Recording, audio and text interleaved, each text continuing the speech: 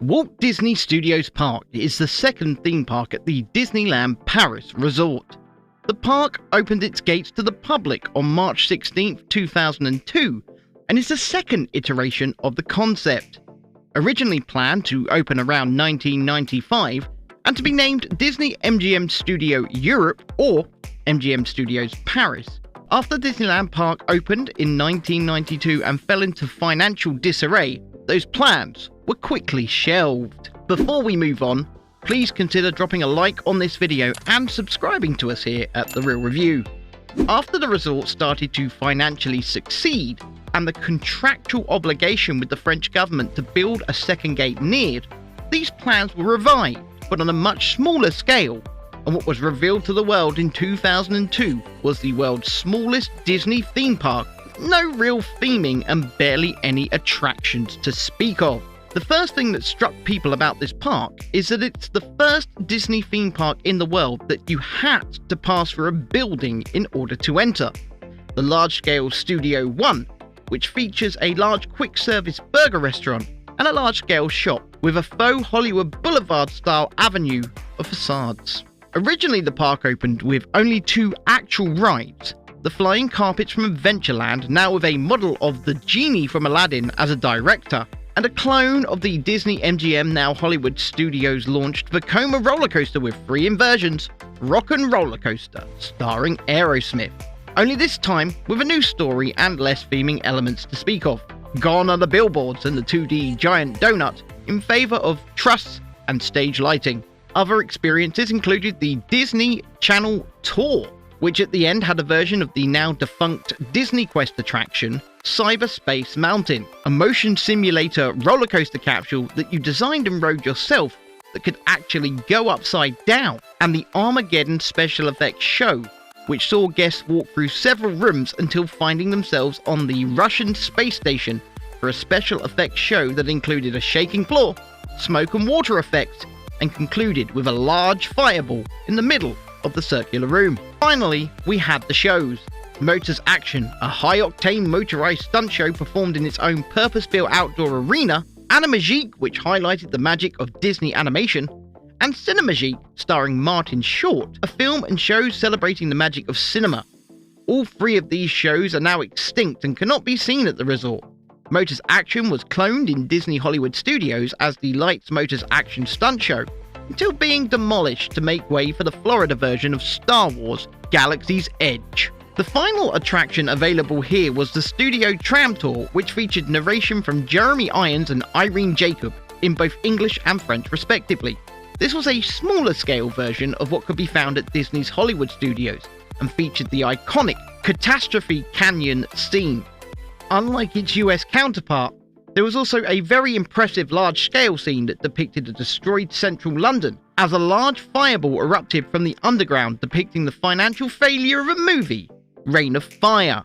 An even yet smaller scale version of this attraction exists to this day, which we will get into a bit later.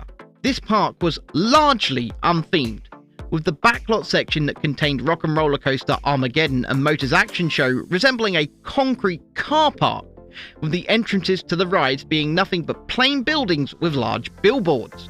Disney Imagineer Bruce Vaughan said in the 2019 documentary The Imagineering Story that the first time he visited Paris' second park, he could not believe they were in the actual park, as it just looked like a bunch of grey warehouses, and had convinced himself for the first 10 minutes they were actually backstage. Since then, the park has gone through expansion phases to bring it both up to the Disney standard of theming in some areas, and the level of attractions required to keep guests for more than just a few hours inside its gates. 2007 saw the addition of Toon Studio and 2 new rides: Crush's Coaster, which is a Morrisona spinning coaster inside a show building with an impressive facade and initial dark ride section, and Cars Quattro Rally, which is a small but elaborately themed spinning flat ride that sends riders seated in small cars whipping and spinning around one of 2 figure-8 configurations, similar to the Alien Swirling Saucers attraction,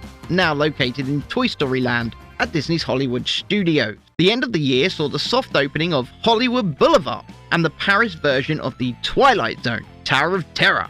a fast, tense, and thrilling drop tower style attraction with faster than gravity falls from the 13th story of the Hollywood Tower Hotel. This version, like the California and later Tokyo, though that one has a unique story, feature 3 drop shafts and are missing the 5th dimension dark ride scene, instead pushing back directly into the catch car and the main drop shafts. March 2008 saw the addition of Stitch Live, which was one of 2 shows to take the space originally housed by the Disney Channel tour. Here, a live on-screen version of Stitch talks and jokes live and directly with the audience, and this experience can be found to this day in both English and French respectively. Around a year later, saw the second show in that building open with Playhouse Disney live on stage, now a defunct musical show.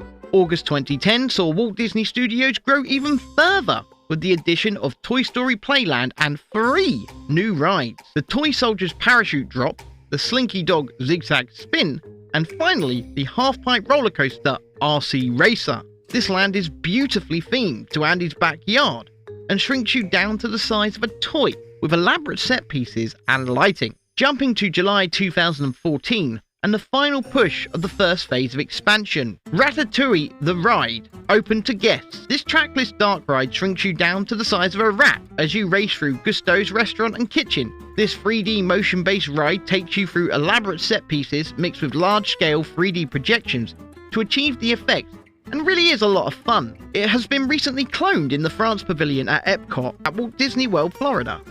Alongside the Ratatouille ride came the Steakhouse Bistro Chez Remy, a heavily themed restaurant serving steak, grilled fish, and of course, Ratatouille. With that, this park was now unrecognisable from the tiny, ride-free and barren park that originally opened in 2002. But this was not the end to changes and expansion.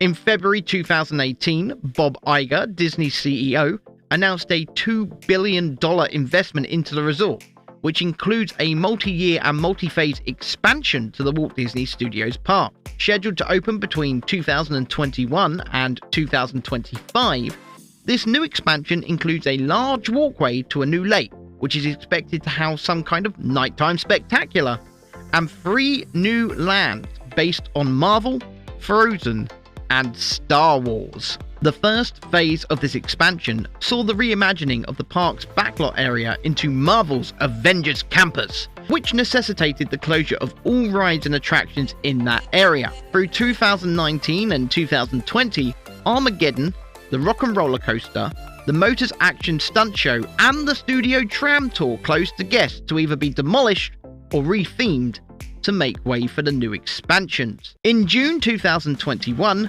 the Studio Tram Tour reopened with a new name, a new theme, a new station, and a new greatly reduced route. The reimagining of the attraction birthed Cars Road Trip. This massive downgrade of the tram tour starts from a new location behind Toy Story Playland and takes riders on a short trip down Route 66, past a few static figures and hastily produced billboards, until it takes a turn into Cars Catastrophe Canyon to deliver the iconic show scene largely unchanged except for a couple of Dynaco logos on some boxes and the oil tanker repainted to appear like it is from the Cars universe. Marvel's Avengers Campus opened in July 2021 featuring Spider-Man Web Adventures, a 3D shooting style attraction utilizing technology to make it so you appear to sling webs like Spider-Man, and Avengers Flight Force, a lackluster reimagining of the Rock and Roller Coaster with even less theming than before, that has since been upgraded with extra lighting, but utilizing the same launched Vekoma roller coaster as its predecessor. Walt Disney Studios is now completely transformed, and that transformation is continuing at full steam with the lake area, a Tangled themed spinning ride, and the Frozen area currently under full construction. The land of Arendelle will be up next in around the year 2025, when the world of Frozen debuts on the far side of the new lake. New shops, restaurants, and one ride will greet you in a fully immersive Arendelle. That one ride, however, will be Frozen Ever After, a clone of the boat ride in Epcot, which was a retheme of the Norway-based boat ride. Personally, I am not so sure that a clone of a 40-year-old boat ride and a Tangled-themed spinning ride is worth what is being constructed here. It is a shame that they missed the opportunity to create something truly unique for the Paris resort, as the world of Frozen recently opened at the Hong Kong Disneyland resort with the aforementioned Ever After clone and an extremely short Wandering Oaken themed roller coaster. In my opinion, this world of Frozen should have pushed for something new and unique, especially if the resort intends to attract more international guests with these new additions. Frozen is a huge, multi-billion-dollar franchise, and surely the Disney Imagineers have more than one idea for rides based upon it. Moving now to the Star Wars theme land, which appears, despite the concept art for it still being visible on the park's construction walls, to be cancelled. That's right, the Galaxy's Edge light that would have featured one of the attractions from Star Wars Galaxy's Edge, which was believed to be Rise of the Resistance, is being rethought after the failure of Galaxy's Edge at both Walt Disney World and Disneyland in California. New rumours suggest that an entirely new land concept for Star Wars is possibly being considered behind Discoveryland in Disneyland Park, but at this time, the theme for this second new land around the lake is up in the air. More rumours suggest this could become Disney's first ever full land dedicated to the animated classic The Lion King, which would present an opportunity to do something truly original and new, which could then be used as a major selling point for the Paris resort, especially to international fans and guests. Other rumours suggest a smaller version of Pandora, the world of Avatar, could be placed here, but once again, what sense would this make? Especially when one clone is already being built on the pad next door. Walt Disney has left one space to the right of the new lake completely undeveloped in order to make way for future expansion. And aside from a new temporary Mad Hatter / Alice in Wonderland show going in the space, the Motors Action Arena sits largely untouched and ready for redevelopment. It will likely become the future site of an Avengers e-ticket attraction. This park is still trying to find its identity, and with the deadline for Paris's third park being delivered approaching in just over a decade, I fear that focus will shift from completing a coherent vision for this park to delivering their contractual obligation with the French government for that one. Land excavated from the site for the lake and the world of Frozen has been moved over the last several months over to the site of the third gate, and is being used to create a berm between that site and the road, signalling the intention to ready that site in the near future. Walt Disney Studios is the result of another of those contractual obligations, and with how long it has taken to try and fix the issues with the Rush Job, was the original iteration of this park, will the company repeat history and do it all over again? I know this review is about the studio specifically, but as a product of contractual obligation with the French government, it was made as quickly and cheaply as possible, and now it has taken the company over 20 years to try and rescue it from its original state. Wouldn't be surprised if Disney do not eventually change the name of this park, as with lands themed to Marvel, Frozen, Toy Story and other Pixar films, name Walt Disney Studios Park seems out of place going forwards. The park is undergoing more than a doubling in size with the currently under construction expansions, and will continue to grow in the years to come. I for one am looking forward to seeing this park eventually reach its full potential. If you have ever visited the park, please let us know what you think, and please consider leaving a like, subscribing to the channel and sharing this review. Also, if you are able, you can become a channel member with some perks coming along in the near future. Thank you for watching this one, and we will see you in the next one.